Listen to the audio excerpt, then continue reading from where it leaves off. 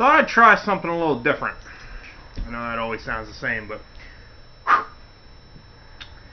Yingling Bach. Yeah. That's not what I'm trying different. I thought I would give my thoughts on The Walking Dead. And right away, everybody's like, oh no, here we go. And,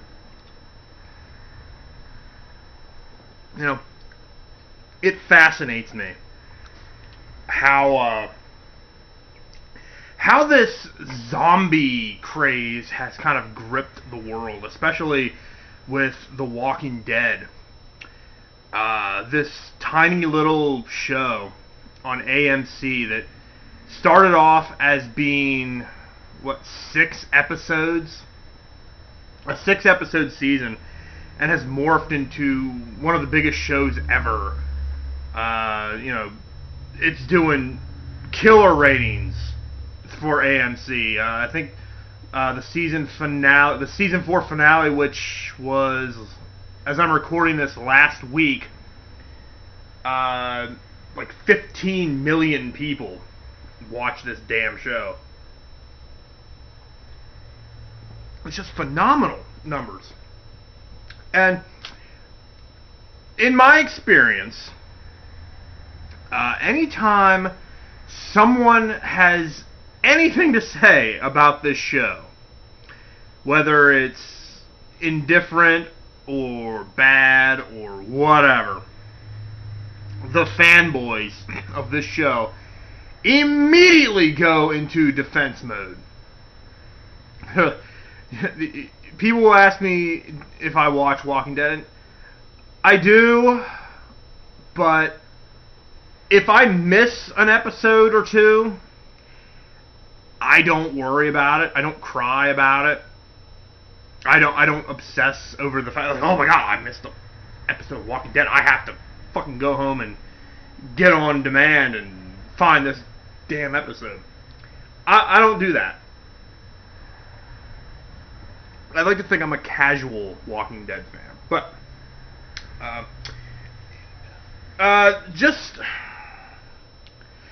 from watching this past season's finale, there's always been a few questions that I've had, and again, this is totally opinionated. I have really everything I'm about to say that I don't particularly like about The Walking Dead is strictly nitpicking. It's not. It's just questions that I ask, and I'd like to think that other people out there are asking these same questions. Pardon me, but one of the questions that I have that I've been asking for a long time, simply put, why is it that our main group, our main characters, always seem to run into the assholes of the world? Are all the assholes and douchebags and just scum of the earth the only things that are left in this apocalyptic world that we live in? And right away, the people are going to be like, oh, well, it's the zombie apocalypse. It's every man for themselves. It's survival of the fittest. But as I was sitting down trying to think about what to say about this show, I realized that The Walking Dead is very comparable, at least to me. It's very comparable to the Fallout series, the video game series, where it's 200 years after a nuclear war has wiped out pretty much the entire planet, and every time you go and play this game, you play as a different person, and you're basically trying to survive this post-nuclear world. And the reason why I love the Fallout series so much is that it's really kind of a tale of, what would happen. It answers the question, what would happen after a nuclear war? Would humanity kill itself, or would it adapt? Would it evolve into something different? And that's one of the things that the Fallout series does so well, in my opinion, again, that even after this nuclear holocaust has wiped out everything, all facets of government, there's law and order, sort of, but there is no, like, iron fist of law and order. It's difficult to explain, but there's no facet of government at all. And there's people that want to say that they're the government, but they're really not. Again, if you haven't played the games, I can't really explain it as well as I'd like to. But going back to what I was originally saying about how it seems like Rick Grimes and his ragtag group of survivors always seems to run into the assholes of the group, or the assholes of society. I guess, well, I'll go ahead and start with one example. Season 2, where they meet Herschel for the first time. They find his farm after one of his people shoots Carl. Doesn't kill him, but shoots him. I like the way that they did that. They branched it out, that Herschel and his family have been living on this secluded farm for, I assume, ever since this thing started. And I'll get back to all that, but they bring Carl in, they fix him up, and I believe Herschel even says, okay, we're going to patch him up, then you need to leave. We obviously don't know you, we don't know who you are or what you're about. We're going to patch him up because this is our fault, and then you need to go. And on the other hand, Rick is like, we can help each other out. We can work together. And this is back before he becomes this cold-blooded psychopath. And it's really kind of, that's the parts that I like, is these guys, it's a tense relationship at first because you don't know each other, and then they grow together. They become a family. They learn to trust each other. Even though the fact that Herschel and his family kept dozens of zombies in their barn, hoping and praying that there will be a cure someday for this. How do you cure death? I don't know. But those seem like the only, that seems like the only time they ever met a group that wasn't just a complete asshole or just completely without their own agenda. Because that very same season they meet up with a bunch of people in a bar in town, and they immediately just pull guns and start shooting at each other. And even season 3 with the governor, I've said this, I've talked to people before about this, I've talked to fans of the show, and really it comes down to the point of why the hell is everybody in this universe a fucking idiot? That's really the biggest question I have. Is that you exist in a world full of zombies. The undead are literally walking the earth, mindlessly feeding on anything they come across. And our biggest problem is that we continue to kill each other. Again, going back to Fallout, it's the same way. This nuclear holocaust that has ravaged the entire planet, we are still killing each other 200 years later. I guess that's human nature. I don't know. But you would think that the intelligent people out there would try desperately to, rebuild a society. And going back to the whole governor thing,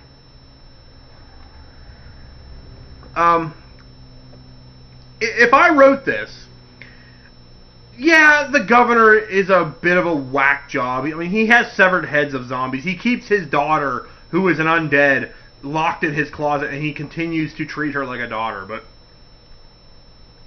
I wouldn't have immediately just come right out and said, villain! You know, the first time we see the governor with... I'm going strictly by somebody who's never seen the comics before, or never read them. And I've read a few of them, but... you know, right away, as soon as Andrea and Michonne see the governor and their people, you immediately think, villain! He's a fucking villain. You know, there's no mystery at all about this guy. And I would have done this so differently. Okay, here's how I would have done it. Season 3 is where Rick and his group find the prison and they start clearing it out. And Andrea and Michonne find the governor and Woodbury, it's called, his town. But this is how it happens in the script. Like, they find out about each other. They're immediately at war. Like, there's no feeling out process at all. They're fucking going to war because, just because. it makes no sense. They not one time try diplomacy until it's too late. Like, they try diplomacy later on after they have attacked each other. And I would have thought right away, if I was the governor and I saw that Rick and his group were clearing out this prison, the very first thing I would have done is I would have walked up to those prison gates, I would have knocked on the door and said, hey, you guys cleared out half that prison on your own. I respect the hell out of that. I have a town about 3 miles that way. What do you say we get together and we work something out? You know? Is it too hard to imagine that? I guess it is. I guess that would just be boring. You know, considering the fact that we now live in a world of Walking Dead, that would just be boring to have these two civilizations, these two neighborhoods kind of coexisting with each other. You know, you can have them eventually turn on each other, but at the same time, you would be like, look, you guys have this prison. You have this town. Work together. Open up a trade route, you know? I mean, you could even have gone so far as, look, the prison has been virtually untouched since this all began. Like, it hasn't been scavenged. So, there's food there, there's ammo, there's meds, there's everything there that you could possibly live off. That's Rick's whole goal. And not once did he go to the governor and say, look, you guys have this and, like, you guys have more medicine that we do. Well, how about we have an entire armory here. We'll give you some of our weapons and our guns and our ammo for meds. And the governor's like, okay, we'll totally do that. Like, let's work together to rebuild society as we think it should be, you know? And then eventually have them go against each other because they find out the governor's a whack job. Okay. But I think that's the problem that really bugs me, is that not one time do any of these people show any type of diplomacy or any type of trying to work together for the common goal. No. Evil! You are not with our group, which means you are against us. Fuck you! And now with this Terminus group, which, hey, spoiler alert, cannibals. Even if you didn't read the comic book, you knew something was wrong with them. As soon as that happens, again, they could have kept that a secret for a while. Instead of having Terminus turn on them immediately, they could have, I don't know, at least save that for the second half of Season 5 or the first half of Season 5 or something. But, they at least play it up to where Terminus is like, okay, you can come in, you can keep your weapons, just don't start shit. Again, diplomacy! It works! They could have ended the episode right there. But no, we are immediately are told that these guys are not on the up and up. They are the villains of next season. By the way, there's spoilers for next season. And it's not even being shot yet. Some of the other questions I have about this series, I keep asking, is this like just in their area? Is it statewide? Is it countrywide? Is it worldwide? And people are going to be out there telling me, well, yeah, it's probably worldwide because that CDC guy said that their communications went down. Yeah, their communications went down. Didn't say anything about anybody else. Yeah,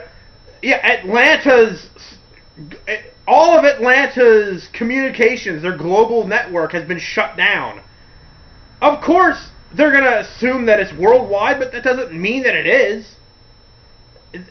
Again, there's really no... I guess it's because we as human beings need to have a reason. We need to have answers. And I guess that's part of me. I have to have answers. I have to know if this is a worldwide thing. And I guess in Season 5, somewhere they're going to have Rick and his group maybe going to Washington, D.C., and I guess see if the government is still there. And if the government is still there, I'm sure they're probably evil. Because, anybody that's not with Rick and their group is evil. But, some of the things I do like about this, the characters.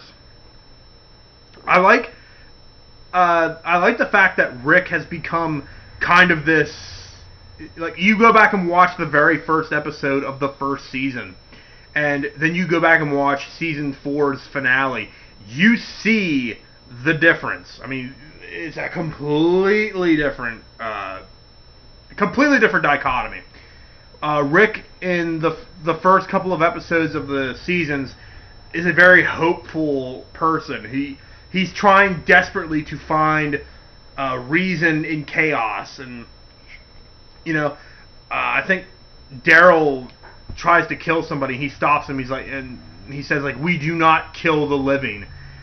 Yeah, Rick from Season 1, you need to go through your little time machine there, your little TARDIS, and go back to, or go into the future to Season 4's Rick and ask him that. Because Season 4's Rick is a fucking beast.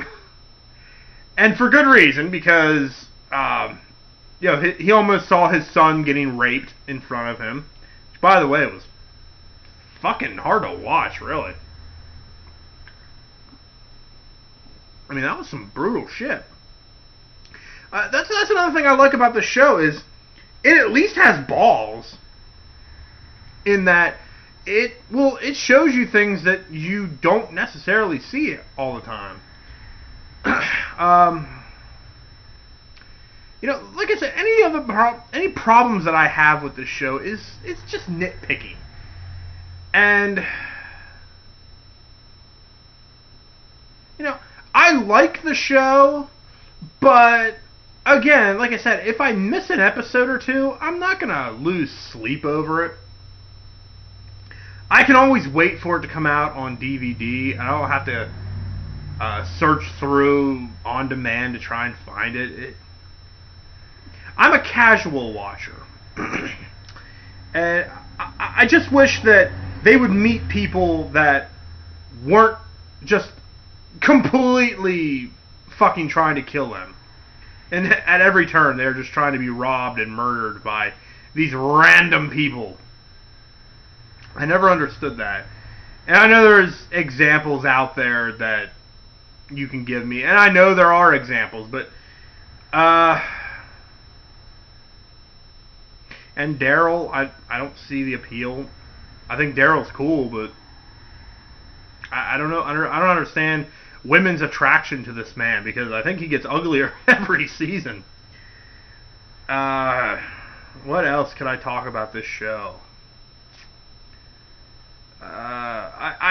One thing I would have, again, if I was writing this show from the very beginning, if I was writing this show, I would have probably made it in a way as being like American Horror Story, where every season is a different group.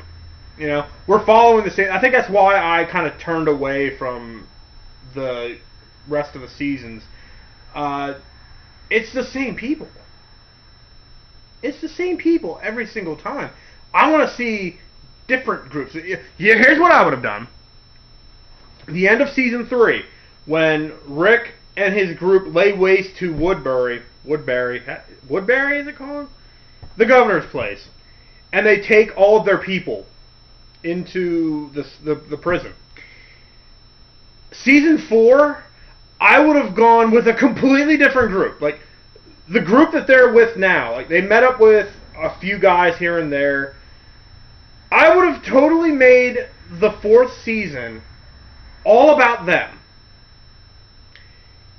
And at the very end of season 4, they would have been walking along, and all of a sudden, they see the prison in the distance. And it's now this thriving, almost a city. Maybe a city's a bad word for it, but like this thriving community where they've spent the time to build up their walls, to like build up their defenses, where the walkers can't get to them. They have food, they have shelter, they have meds, they have all this stuff. They are a thriving community, like without the whole being sick plot. They have survived for a year, 2 years, however long it's been. And like that group wants to go in there, and then you could make a completely new story arc with that. You know, it's just something there. Another thing that bugs me is the fact that we learn about who Michonne's pets were, which I already knew about, but Michonne even says that with the pets, she's able to blend in with the rest of them. And, you know, like, she can hide from the rest of the walkers. Here's my question. Why didn't she tell that to them? You know, that would have solved so many problems. Yeah. I need to go grocery shopping. Here, let me take Lenny here. Lenny, come out of the cage here. And I'm taking Lenny with me grocery shopping. Because he's a armless, jawless fucking pet. And that would have solved so many problems. But I guess that's a I don't even know what you would call that. God damn. This is what happens when I drink. I get confused. I don't want to say it's a plot hole, but it would be just an easy out for everything. Like, they get attacked by zombies. No, they don't. I have a pet. They can't see me. Or, you know, tie about 20 of them around the perimeter of the fence. Like, they don't move, apparently. So, keep them there. So, nobody, like, the walkers don't even go near them. They're like, oh, there's zombies. Okay, I'm going over here.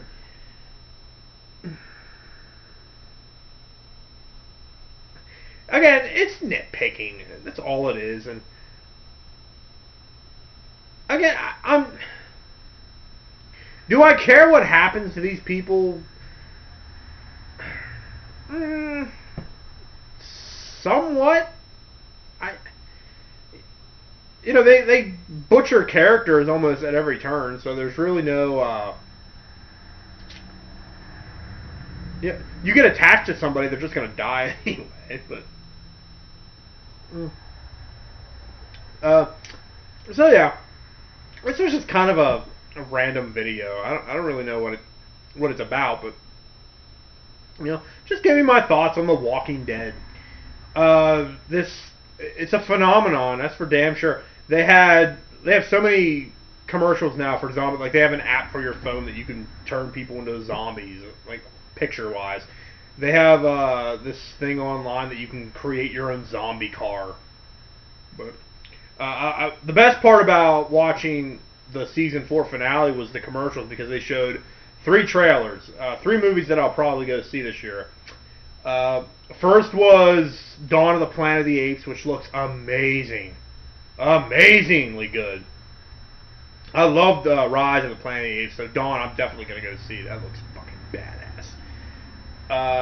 Second one was The Purge Anarchy, which again looks really good. I'll probably go see that. I'd like to do a vlog about that movie. Maybe I'll do about all of them if I go see them. And of course, the last one was Transformers: Age of Extinction, which I'm kind of obligated to go see it because I've seen the other ones, and I'm a Transformers fan. It's just going to be I don't know. It's just going to be a bunch of people bitching and complaining about it for months at a time. So I go into it with an open mind, and I come out with it, and it'll be interesting. I don't know. I mean, yeah, they'll have the Dinobots, but I've had this big problem with Transformers that they never give any screen time to the Transformers. It's always about the humans, and I always thought that was bullshit. I always said that if they make another Transformers movie, it should be a prequel. It should be back on Cybertron, where there is no humans, and it's just the Transformers. And people say, like, "Oh, Transformers sucks." It's never been as good as it has been in the 80s. Watch either Beast Wars or Transformers Prime, and there'll be your argument that the 84 Transformers were the best ever. Because I think Beast Wars and Transformers Prime are some of the best Transformers television ever. I love Beast Wars. But, again, thanks for enduring my ramblings about Walking Dead. If you love the show, hey, I'm not going to change your mind. And again, I'm not trying to. This is just some nitpicking that I do about this show. And it's not going to stop. I mean, that train will run as long as it wants to. It could go 10 seasons if they really wanted to. Though I don't know if they would or not. I don't know. It could end whenever it wants to, really. But I always thought that, excuse me, the best way they could end the entire series is the very end. They have everybody dead, and Rick is surrounded by zombies, and they are coming closer and closer to him. And he pulls out his gun. He only has one bullet left, and he puts it to his chin or his head, and he pulls the trigger. And as soon as he pulls the trigger, he wakes up in his hospital bed, and he's surrounded by Lori, Carl, Shane, and they're like, "Dude, are you all right?" And he's like, "Oh, Jesus Christ, I had the worst dream ever. Oh, fuck. I had a dream that you had an affair with my wife. Oh, Christ." It would be such a cop-out, but for that show, I think it would be really, really good. And I don't think people would mind it so much. Actually, yeah, they would. That would piss them off. But, again, that's my take on The Walking Dead. I can take and leave it. It's okay. I think it's a good show, but it's missing something that makes it a great show. And I don't know what that is. again, it's difficult to explain, but not really. I don't know. Now I'm rambling. So anyway, thanks for enduring. I'll probably do more reality shows here soon. People ask me to talk about regular TV too. I might. I don't know. Yeah. Walking Dead. The zombie craze. It was vampires. Now it's zombies. I wonder if like the fairies will get a shot, or unicorns, or I don't know. What other mythical creatures are out there? Frankenstein. They need to do a Frankenstein. Dr. Frankenstein needs a goddamn television show where he just makes shit. Like the Hammer Frankenstein. There you go. Okay, I'm rambling. Thanks for enduring. I'll catch you guys later.